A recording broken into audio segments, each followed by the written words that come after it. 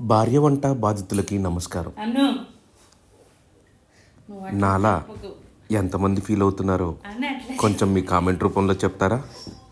చూసారా, నా మీద కోపాన్ని ఎలా తీర్చాలో తెలియక ఆ బెండకాయల్ని కట్ చేస్తూ, ఆ ఉల్లిపాయల్ని తురిమేస్తూ చూసారా, భార్య అనగానే భయం లోపలి నుంచి తన్నుకొని వస్తుంది. ఇక చూస్తే ఆ మంట చూసారా ఎలా వెలిగిందో.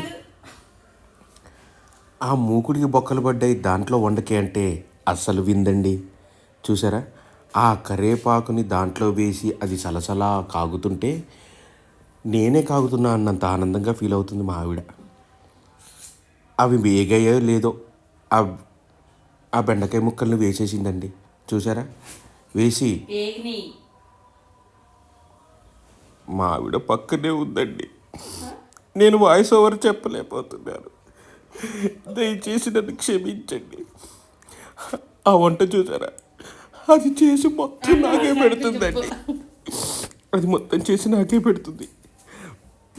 దాన్ని ఎలా తినాలో అర్థం కాక వెనకాలే గరిటె పట్టుకొని రెడీగా ఉంటుంది. తినకపోతే తిన్నాక రివ్యూ అండ్ రేటింగ్ కూడా ఇమ్మంటుంది. చూసారా, తెల్లగా ఏదో వేస్తుందండి. దాన్ని చూస్తేనే నాకు భయంగా ఉంది. కొబ్బరి పొడి అంటే నన్ను క్షమించండి. అమ్మో, అసలు అది ఏ కోసనైనా కూరలాగుందా? కానీ కూరే అంట.